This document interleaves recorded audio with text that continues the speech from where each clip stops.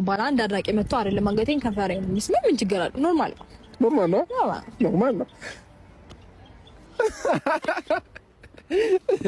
አይ ተናዳነ ፋሚሊዎቻችን። ለማንኛውም ስቀልዳችሁ ነው። እኔ አድናቂዎቼ የትኛውም አድናቂዎቼ ኖርማል እቅፍ አረጋቸዋለሁ እንጂ እንደዚህ ለመሳም ከዚህ በኋላ ፍቃደኛ አልሆንም። ለምን ሩታዬ ስለምትቆጣ ማለት ነው።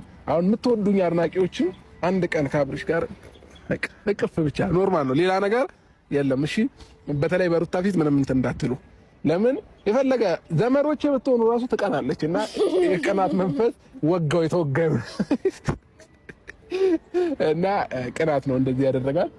ምንም ኖሮ አይደለም ቤተሰቦቼ። ያው ቅናት ደግሞ እንደዚህም አይደለም ምላጭም ያስወጣል። ስለዚህ ኖርማል ነው። ምላጭም ያስወጣው ቅናት አያስወጣም። ቅናት እንደው ነው። አብርሽ ያየችው ዳታ አድደች እንካ ጠረገው አለኛ ነው።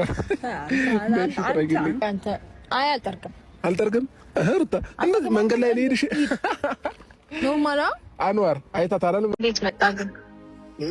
እንዴት መጣ? ያለህበት ሁኔታ ፈቅዶልህ ነው ወደዚህ መጣ? እንዴት አልገባኝ። እንዴት መጣ ማለት ማለት እኔ እንጃ ነው የሆነ የምታወራው ነገር ምናምን እንግዳ ሆነብኝ ታውቃለህ። እንግዳ ሆነብኝ ስል እንደዚህ አይነት ነገር ላይ ካሳየኸኝ ቆይተሃልና አሁን ላይ ደግሞ እንደማይ ከሆነ በጣም ኮንፈርት ዞን ላይ ነህ።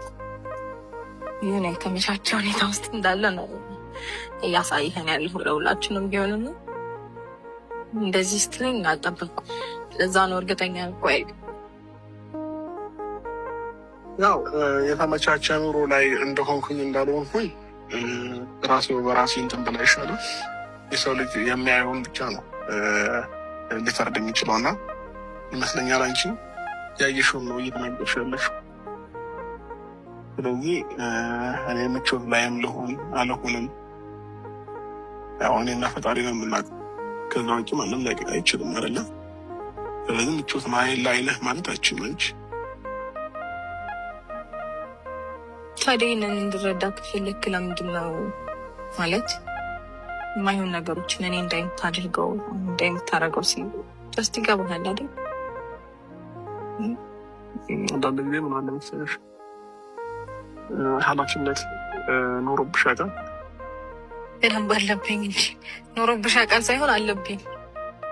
እኔ ደግሞ ከዚህ በላይ ብዙ ኃላፊነት ያለብኝ ሰው ነኝ። ይህንን ደግሞ ለአንቺ መንገድ አይጠበቅብኝም። እኔ በመኖሬ የሚኖሩ ብዙ ሰዎች አሉ ዙሪያ ላይ። ያው ራሴን እየተንከባከብኩኝ ልኖርላቸው ይገባል። ገባሽ?